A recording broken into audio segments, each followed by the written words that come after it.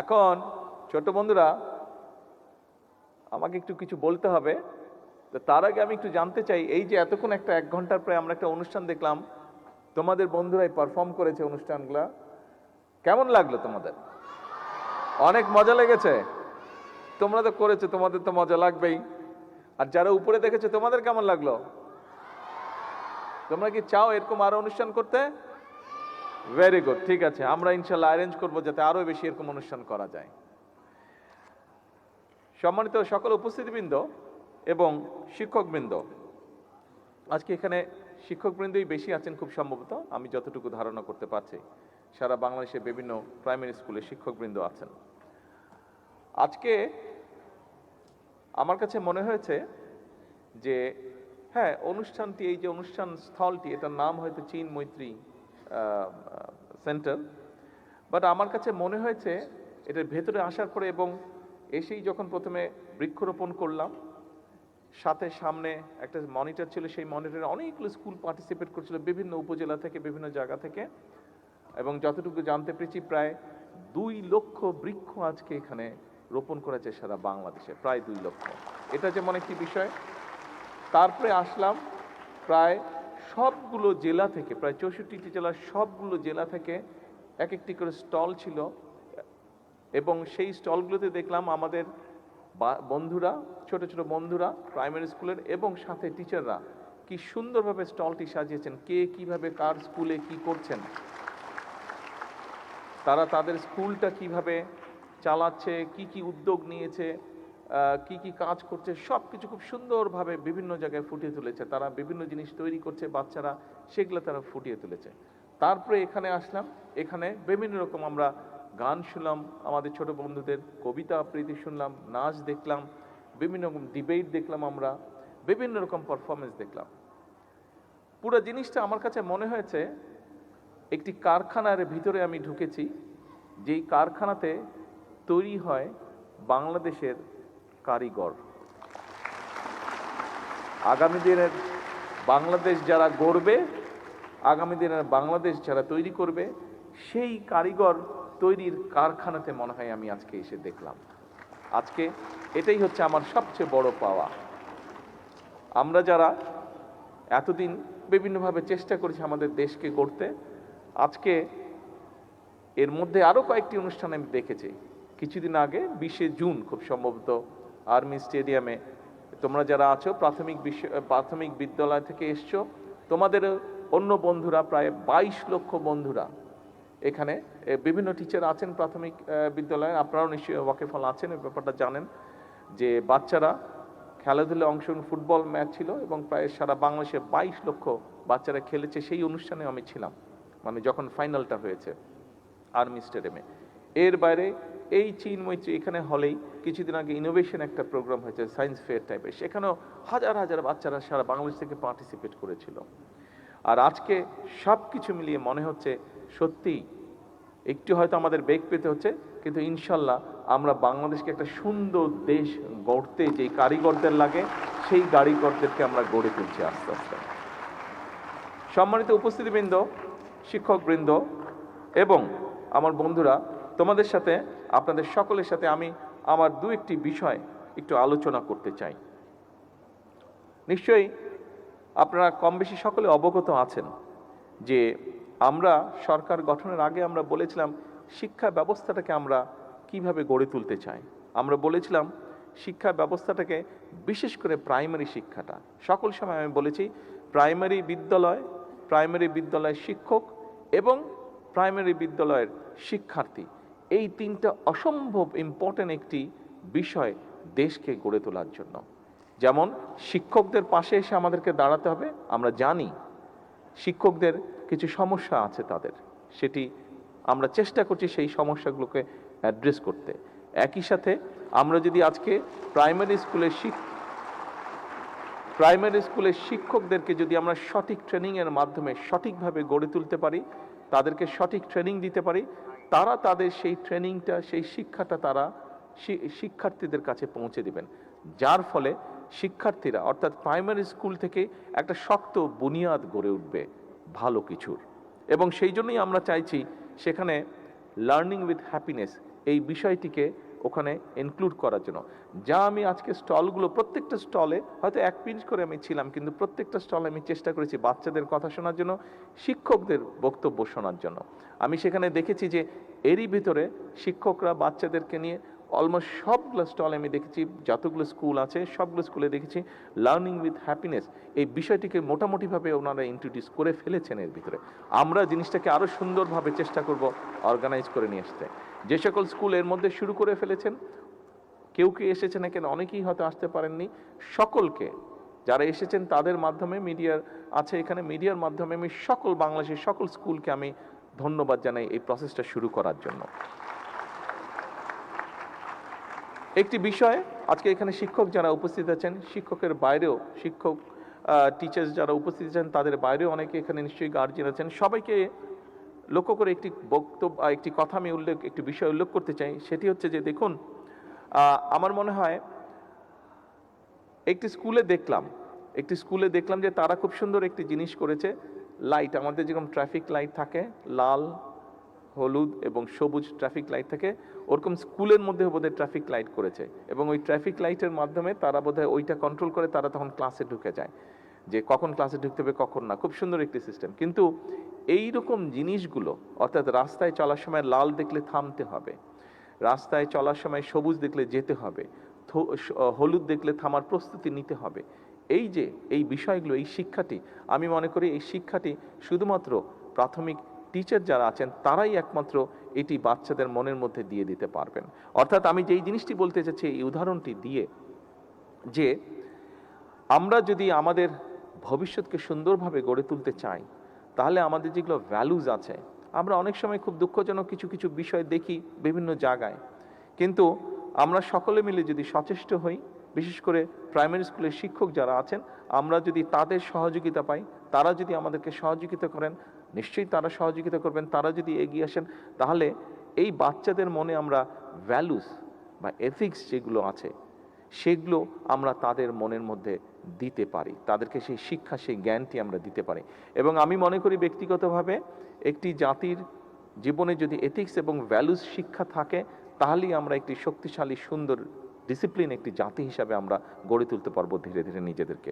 আমরা আগামী দিনের সিলেবাসগুলোর মধ্যে আমাদের বিভিন্ন সামাজিক বলেন, ধর্মীয় বলেন, যে এথিক্স বা ভ্যালুসগুলো আছে, পারিবারিক ভ্যালুস বলেন, সামাজিক ভ্যালুস বলেন, ধর্মীয় ভ্যালুস বলেন, এইগুলোকে আমরা ইনক্লুড করতে চাই। আজকে যে সকল প্রাইমারি স্কুলের শিক্ষক উপস্থিত আছেন, আপনাদেরকে এবং আপনাদের মাধ্যমে বাংলাদেশের সকল প্রাইমারি স্কুলের শিক্ষকদের কাছে আমি সহযোগিতা চাইব, যে আসুন আমরা আমাদের বাচ্চাদের মনগুলোতে, সরল মনগুলোর ভিতরে আমরা এই ভ্যালুসগুলো, পারিবারিক, সামাজিক যে ভ্যালুসগুলো আছে আমাদের, এই ভ্যালুসগুলোকে আমরা তাদের মনের মধ্যে আস্তে আস্তে দেই। আমি আরেকটি জিনিস মনে করি, যে শুধু বাচ্চাদেরকে পড়ালেই হবে না, শুধু ক্লাসরুমে আসবে, ক্লাসরুমে পড়বে, আবার বাসায় চলে যাবে। আমি মনে করি তাদেরকে আমাদের কালচার, এই যে আমরা এখানে এত সুন্দর কালচারাল শো দেখলাম, আমরা শুধু এই কয়েকজনের মধ্যে না রাখি সীমাবদ্ধ, আমরা সরকার থেকে উদ্যোগ নেওয়ার চেষ্টা করছি। আমরা যদি শিক্ষকদের সহযোগিতা পাই, নিশ্চয়ই আমরা সেটি সকল বাচ্চার কাছে পৌঁছে দিতে পারবো। কারণ একটি জাতি শুধু যদি শিক্ষা থাকে, তাহলে কিন্তু আমার মনে হয় না জাতি হিসাবে তারা শক্ত বুনিয়াদের উপরে গড়ে উঠতে পারবে। শিক্ষার সাথে সাথে যদি কালচার না থাকে, একটি জাতির নিজস্ব, যা শত হাজার বছর ধরে গড়ে উঠে, কালচার বা ঐতিহ্য গড়ে ওঠে, এই বিষয়গুলো আমাদের বাচ্চাদেরকে জানাতে হবে, এই বিষয়গুলো তাদেরকে আমাদের ভেতরে দিতে হবে। অবশ্যই খেলাধুলাটা অবশ্যই থাকতে হবে। আমি মাঝে মাঝে যোগ করে বলি যে বাচ্চাদেরকে দেখবেন, বিভিন্ন সময় আমার সাথে যখন বাচ্চাদের দেখা হয়, আমি তাদেরকে পড়ালেখার কথা হয়তো বলি, কিন্তু বেশি করে আমি বলি তাদেরকে খেলাধুলা করতে। কারণটা হচ্ছে, এটার পিছনে একটি কারণ আছে, ডিটেল আমি অতভাবে বলতে পারবো না, যতটুকু আমি বুঝি, এবং আমরা জিনিসটা সবাই জানি। আমরা যখন খেলাধুলা করব, দৌড়াদৌড়ি করব, স্বাভাবিকভাবে আমাদের রক্ত চলাচল বাড়বে, আমরা শ্বাস নিব, এবং রক্তের মধ্যে অক্সিজেন বেশি যাবে। অক্সিজেন যখন বেশি যাবে, রক্ত চলাচলটা আমাদের ব্রেইনের মধ্যেও যাবে, এবং ব্রেইনের মধ্যে যখন যাবে, ব্রেইনটা মোর এফেক্টিভ হবে যখন সে মোর অক্সিজেন পাবে। সেই জন্য আমি বলি যে বাচ্চারা তত শার্প হবে। খেয়াল করে দেখবেন, অধিকাংশ ক্ষেত্রে বাচ্চারা তখন বেশি শার্প হয় যখন বাচ্চারা বিভিন্ন অ্যাক্টিভিটিসে তারা পার্টিসিপেট করে। কাজে আমাদের বাচ্চাদেরকে যদি শার্প করতে হয়, তাদেরকে অবশ্যই খেলাধুলা, কালচার, এইসব ইভেন্টে তাদেরকে আরও বেশি পার্টিসিপেট করাতে হবে। আজকে প্রথমেই বক্তব্যের শুরুতে বললাম যে আজকে আমি একটি বৃক্ষের চারা রোপণ করেছি, একই সাথে বহু স্কুল কানেক্টেড ছিল। আমার সামনে একটি বড় মনিটর ছিল, এত বড় না, এত ছোট মনিটর ছিল, সেখানে প্রায় অনেকগুলো স্কুল কানেক্টেড ছিল এবং প্রায় 2 লক্ষ বৃক্ষ আমরা রোপণ করেছি।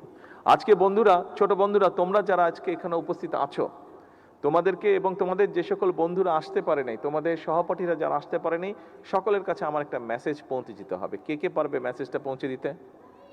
হ্যাঁ, thank you very much, thank you very much. মেসেজটা কি? আচ্ছা ঠিক আছে, এখন মেসেজটা শুনতে হবে। Thank you, thank you, thank you. আচ্ছা ঠিক আছে, তোমরা পারবে উপরে যারা আছো? আচ্ছা, থ্যাংক ইউ সো মাচ। আচ্ছা, ভেরি গুড। মেসেজটা হচ্ছে, এখন থেকে যখন বর্ষা আসবে, আব্বু আম্মুকে বলে রাখবে, টিচারকে বলে রাখবে যে যখন বর্ষার সিজন আসবে, প্রত্যেক বর্ষার সিজনে যতদিন পর্যন্ত তুমি বড় না হচ্ছ, তোমার বয়স যতদিন পর্যন্ত 20 বছর না হচ্ছে, প্রত্যেক বছর একটা করে গাছ লাগাতে হবে। পারবে? হ্যাঁ, তুমি গাছটা রোপণ করবে, গাছটাও বড় হবে, তুমিও বড় হবে, গাছটাও বড় হবে, তুমিও বড় হবে। তখন দেখবে তোমার যেরকম বন্ধু আছে, গাছটাও তোমার মতন বন্ধু হবে। যখন অন্য বন্ধুরা তোমার সাথে আসবে, গাছতলায় বসে গল্প করতে পারবে, গাছতলায় বসে বই পড়তে পারবে, গাছতলায় বসে তোমরা বিভিন্ন অনুষ্ঠানের প্রিপারেশন নিতে পারবে। এই যে গান করলে, এখানে নাচ করলে, কবিতা আবৃত্তি করলে, এরকম অনেক ইভেন্ট তোমরা গাছতলায় বসে করতে পারবে। কাজেই, এবং শুধু তাই নয়, যখন গরম পড়বে তখন গাছের বাতাসে কিন্তু দেখবে খুব শান্তি লাগবে, খুব আরাম লাগবে।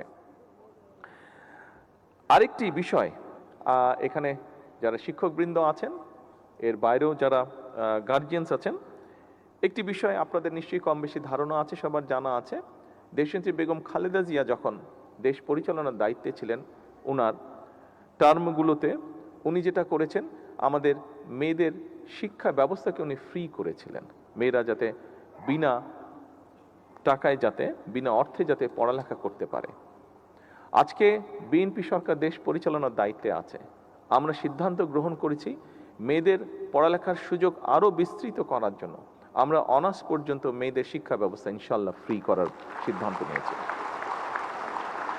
এবং শুধু একই সাথে নয়, প্রাইমারিতে যেরকম আমরা স্টাইপেন্ড দিচ্ছি, একইভাবে আমরা উচ্চশিক্ষার জন্য যারা ভালো রেজাল্ট করবে সেই সকল মেয়েদেরকে আমরা স্কলারশিপ ইনশাল্লাহ দিব।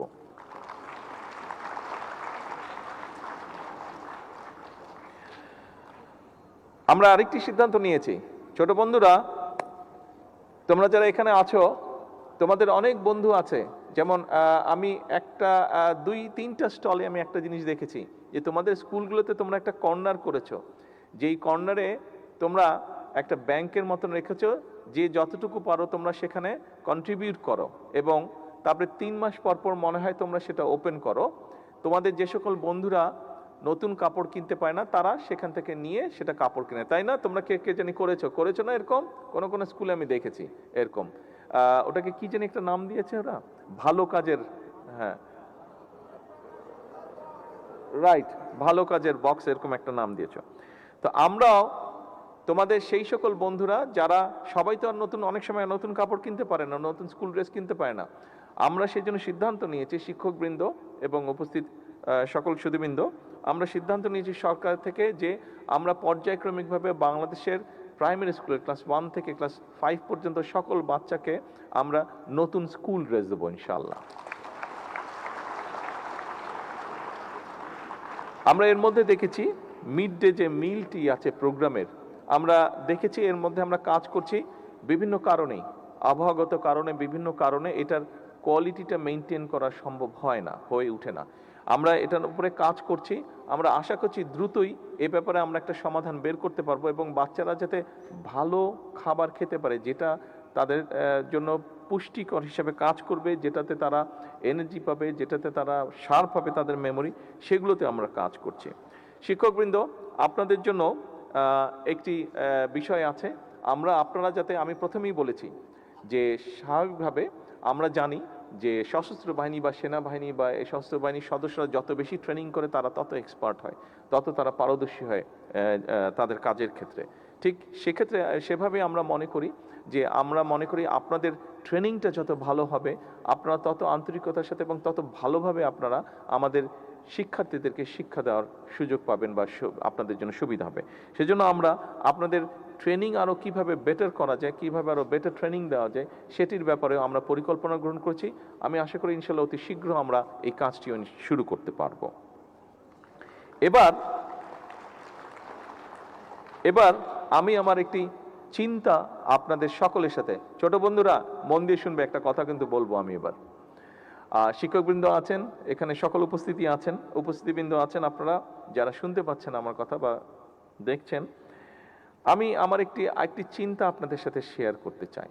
দেখুন, আমরা আজকে এখানে অনুষ্ঠানের শুরুতে সারা বাংলাদেশে প্রায় 2 লক্ষের মতন গাছের চারা রোপণ করেছি।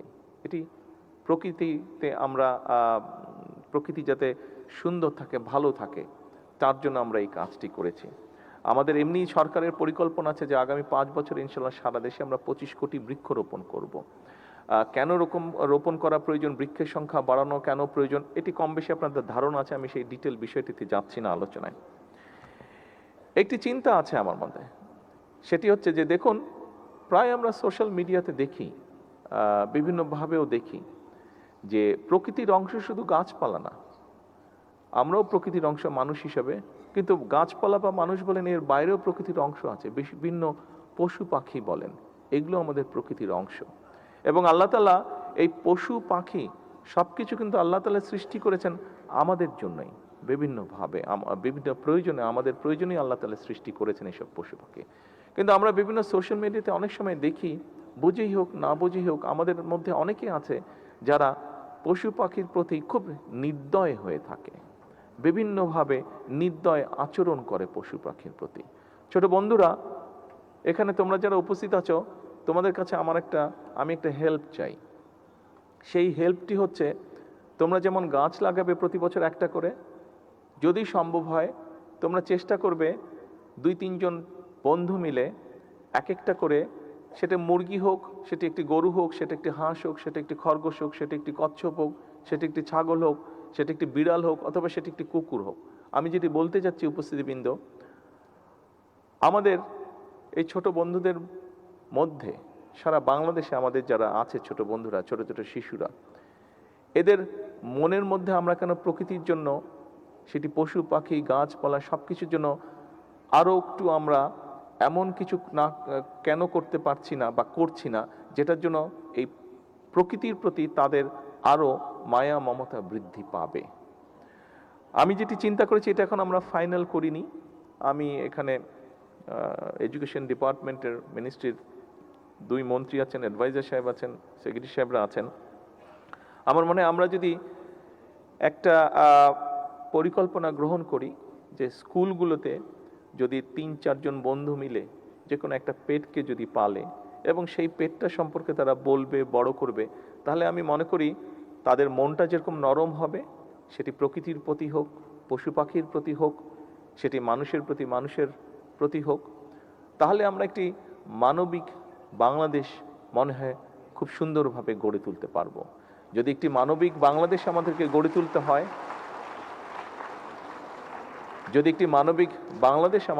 তুলতে হয়, তাহলে অবশ্যই আমাদের এই যে ছোট কোমলমতি শিশুগুলো আছে, তাদেরকে আমাদের মানবিক মানুষ হিসাবে গড়ে তুলতে হবে। আমরা যদি মানবিক মানুষ হিসাবে তাদেরকে গড়ে তুলতে পারি, তাহলেই আমরা মানবিক বাংলাদেশ গড়ার ক্ষেত্রটি রচনা করতে পারব। আসুন, আজকের এই অনুষ্ঠানে, আজকের এই প্রাথমিক শিক্ষা পদক এই অনুষ্ঠানে শিক্ষক বৃন্দের কাছে আমার অনুরোধ থাকবে, আসুন আমাদেরকে সহযোগিতা করুন, আমাদেরকে দয়া করে সাহায্য করুন একটি মানবিক বাংলাদেশ গড়ে তুলতে। এই মানবিক বাংলাদেশ গড়ে তোলার জন্য, এই মানবিক বাংলাদেশ গড়ে তোলার জন্য যেই সৈনিকদের দরকার, সেই সৈনিকরা কিন্তু আপনাদের কাছে আছে, আপনাদের সামনে আছে। সেই সৈনিকদেরকে আপনারাই নিয়ন্ত্রণ করেন, সেই সৈনিকদেরকে আপনারাই গড়ে তোলার কারিগর।